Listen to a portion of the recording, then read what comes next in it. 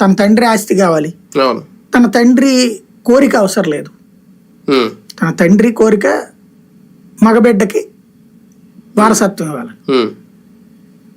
ఆస్తి వివాదాలే కదా ఎక్కడైనా కొంపలో. మీకు చూడండి, అదే అవును రామాయణం ఏంటి? అదే కదా వారసత్వ వివాదం. భారతం ఏంటి? వారసత్వ వివాదం. ప్రపంచంలో ఏ చరిత్ర చూసినా, ఏ రాజ్యాలు చూసినా, ఏ హత్యలు చూసినా, ఏ యుద్ధాలు చూసినా వారసత్వమే. అంతే, ఇక్కడ అదే జరిగింది. కాబట్టి ఇది కలికాలం కాబట్టి దీంట్లో మనం రాజే పత్రికలు, టీవీలు ఎవడిష్టం వచ్చినట్టు వాళ్ళు రాసుకుంటారు, నడుస్తుంటారు. కానీ ఇంతవరకు జగన్మోహన్ రెడ్డి గారు ఇంకా మేనిఫెస్టో విషయంలో క్లారిటీ ఇవ్వకపోవడానికి కారణం ఏంటి?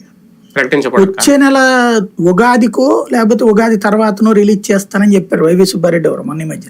నేను మొదట అట్లాగే అనుకున్నాను.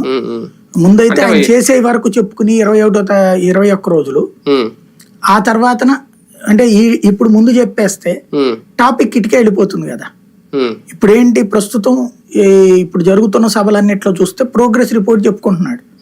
ఇప్పుడు పొద్దున పొట్ల ఒక ఊర్లో రచ్చబండ లాగా పెడుతున్నారు. అక్కడ ఏం చేస్తున్నారు, మీ ఊరికి ఇంత చేశాను నేను, మీ ఊరి జనాభా 4000 కానీ 48 కోట్లు నేను ఈ 5 ఏళ్లలో మీకు క్యాష్ గా పంచా, మిగతాది ఊరి డెవలప్మెంట్ ఇట్ ఈస్ డిఫరెంట్.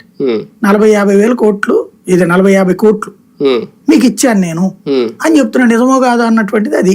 ఇది జనాల్లోకి వెళ్ళాలంటే ఇప్పుడు ఈ హామీ నేను రేపు వచ్చాక ఏదో ఇస్తానంటే ఏముంటుంది? ఇంకోటి, ఈ లోపు తెలుగుదేశం మేనిఫెస్టో ఏంటో తెలుసుకోవాలి. తెలుగుదేశం, జనసేన, బీజేపీ సంయుక్త మేనిఫెస్టో చెప్తారు కదా, వాళ్ళదంతా అయిపోయాక అందులో టైం లేట్ అయిపోయేటప్పటికి అందువలన ఇంకొంచెం రిలీఫ్ వచ్చింది ఒక రకంగా. చాలా టైం అంటే వాళ్ళ కోసం ఎదురు చూస్తున్నారా, వీళ్ళ మేనిఫెస్టో కోసం ఎదురు చూస్తున్నారు? జగన్ అయితే వీళ్ళ దానికోసం వెయిట్ చేస్తున్నాడు అనుకోండి. ఇప్పటికి 4000 పెన్షన్, దానికి ఏదో ఇతని దగ్గర పరిష్కారం ఏదో ఉంటది. మిగతా అది కూడా అయిపోయాక, ఎందుకంటే ఇప్పుడు అదే సూపర్ 6 అంటారా, లేకపోతే వీళ్ళు ఇంకేదైనా కామన్ మినిమం ఏజెండా అంటారా?